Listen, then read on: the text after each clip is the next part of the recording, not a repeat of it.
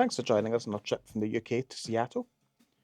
We set off in a cab to the Virgin Atlantic upper class wing at London Heathrow Airport, which is a special entrance for upper class passengers with its own check-in desk and security line.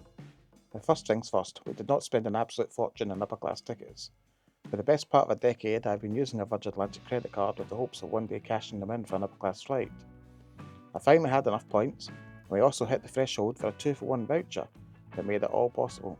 And I think I timed it right, because Virgin have recently changed our flying club rules, and I don't think we can now do this trip with our points and status.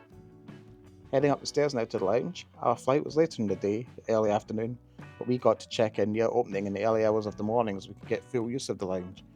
It's bound to be a once-in-a-lifetime experience, so definitely wanted to take advantage of everything that was going to be on offer.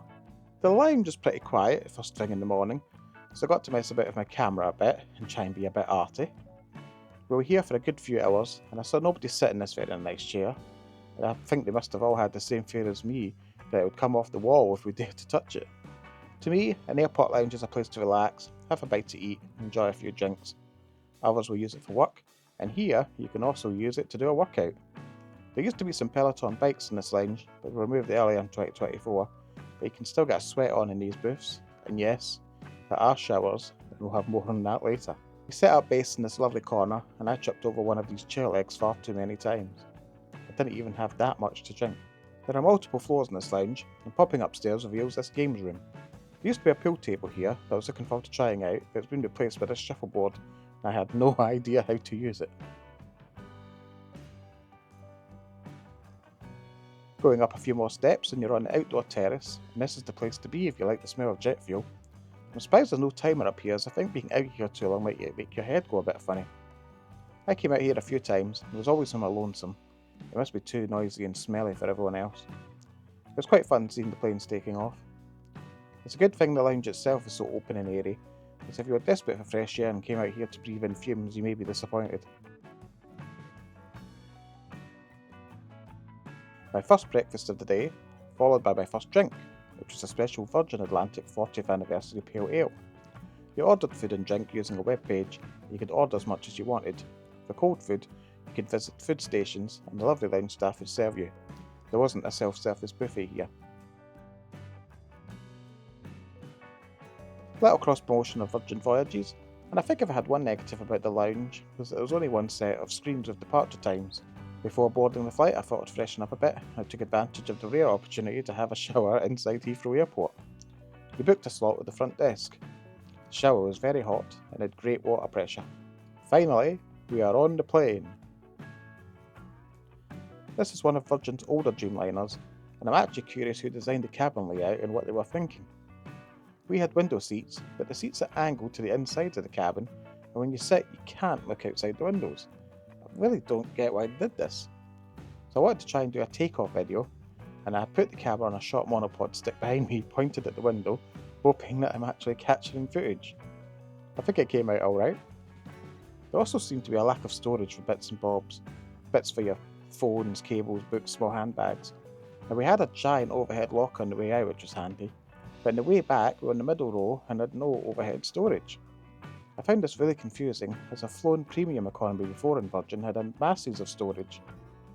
Aside from that, it was really nice to have unlimited legroom, and of course being able to convert the seat into a bed.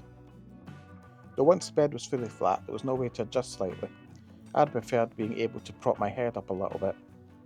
I believe all my issues are solved in newer planes. It's a wee bit of a shame to be on an older one lacking a few of the bells and whistles you expect.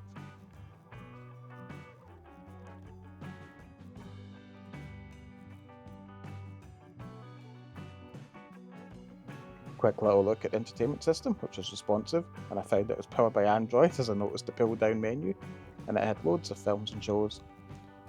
Here's a little look at the food and drink available on board, and some of the menu choices were maybe a bit fancy for me. I'm probably more suited to the economy offerings.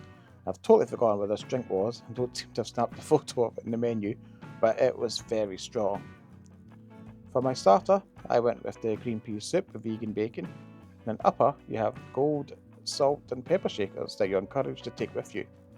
The little feet in the bottom say pinched from Virgin Atlantic. Hopefully you can make that out as I battle with the focus. I was wondering how I could get these safely off the plane without getting my belongings covered in salt and pepper, and I also didn't want to empty the containers into my bowl and look weird. That's when genius struck, and I used the handy sick bags to carefully store the shakers. So there's a little tip for you there if you're also on a flight in the future with them. Finally made it to the StayPineapple Hotel 5. So here's a little tour of our room. They put a cuddly dog toy in the bed to tempt you to buy it, and I can say that this is now ours at home. The bedding is billed as European style, but I've not encountered that despite technically living in Europe. You could also buy the bedding, but it was about $2,500, which seemed a bit much for some sheets. The TV in the room was massive, and there was a coffee machine with pods, and you got a metal water bottle that you could refill in the lobby.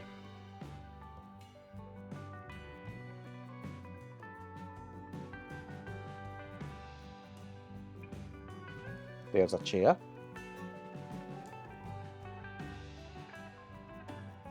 And here's our view of the Seattle streets outside. And that large structure going across the window is a monorail track.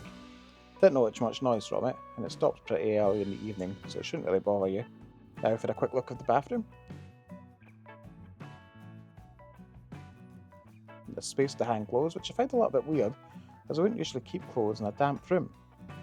You also have your usual hotel safe in here.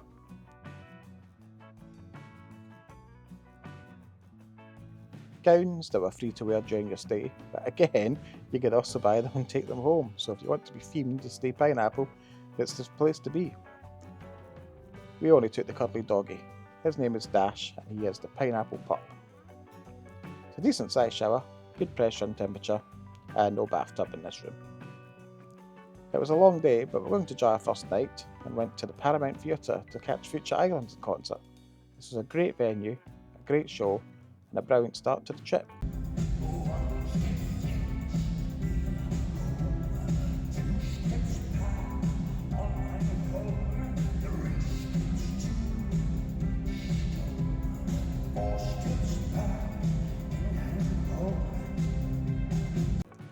In the next part, it's time to try Seattle food on a trip around Pike Place market.